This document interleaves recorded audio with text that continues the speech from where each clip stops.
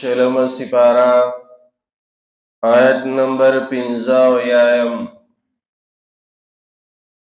د آخرت یره ذکر کولا تخویف اخروی. الله تعالی با د مشرکانو ته وی این شرکائی الذین کنتم تزعمون، هغه زما هغه برخداران کوم دي چې تاسو خیال دا کو چې دا د الله تعالی سره شریک دي. دی سره خو به جوابینا الله تعالی و په دې باندې حجت تامی او دلیل به په باندې پوره کوي. د هغې دپاره به د هر یو امت نه ګواه راپاڅوي او هغه به راولي چې تاسو ووایئ چې پیغمبرانو حق پرستو علماو دی خپل امت ته مسله بیان کړې او که نه بیان کړې، دی یې په خبره باندې پوه کړي وو او که نه یې پوه کړی. هغه به راپاڅي او هغوی به چې نو ګوایي وکړي چې آو دې امتونو ته پیغمبرانو مسله هغه بیان کړې وو او دی یې پوه کړي. او د ټولو نه اولنۍ ګواهي چې کوي نو هغه به دا امت کوي په نورو امتونو باندې چې دی به ووایي چې دغه ټولو امتونو ته انبیاو هغه مسله رسولې وه او دی یې پوه کړي وو، خو دی چې دی نو هغه انکار کړی و. هغوی به پې باندې اعتراض کوي چې دا تاسو څنګه وایئ، تاسو خو موږ نه وروسته راغلی.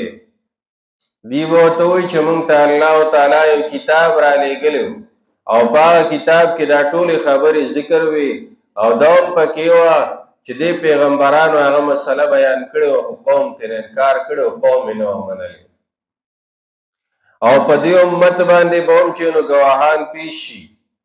الله وایي ونزعنا من کل امت شهیدا، راوباسو موږ د هر یو امت نه شهیدن ګواه. فقلنا هاتوا برهانکم، اوس دی باندې چې کله ګواهي وشي بیا به د دې نه الله تعالی مطالبه د دلیل وکړي چې راوړئ څه دلیل، تاسو په خپل شرک باندې دلیل راوړئ چې تاسو کوم شرک کړی و. نو فعلموا ان الحق لله، دی سره خو به دلیل وینه چې هغه پیش کړي، ځکه دنیا کې دلیل نه و، هسې د ځان نه څه خبرې جوړې کړې وې. هلته قیامت کې خو به نور څه کېږي نه، دی به پوه شي چې یاره لایق د عبادت هغه صرف الله تعالی و. ان الحق لله، حق خاص د الله تعالی لپاره و. وضل عنهم ما كانوا یفترون، دې دنیا کې چې د ځان نه څه خبرې جوړې کړې وې هغه به ترې نه ټولې ورکې شي. کوم دلایل یې د ځان نه جوړ کړي وو هغه به ترې نه ټول چې دی نه هغه ختم شي. ان قارون کان من قوم موسی فبغى علیهم، دې ځنه واقعه د قارون ذکر کوي د پاره د تخویف دنیوي چې د آخرت یره خو دې ولیده او ودرېده.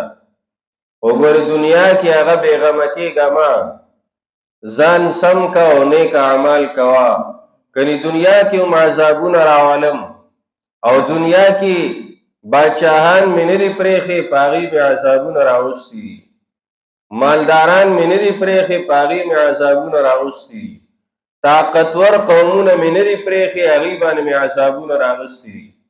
عادیان او سمودیان هغه طاقتور یادېدل، هغه الله تعالی تباه کړل. فرعون هغه باچا یادېده بغیر د شرکت د بل چا نه، هغه فرعون الله تعالی تباه کړ. ولې؟ ځکه مسله یې نه منله. قارون چې نه هغه مالدار یادېده، هغه الله تباه کړ. او دې ته هم سوچ وکړه چې ګورې په نسب باندې نه خلاصېږي، په خاندان باندې نه خلاصېږي،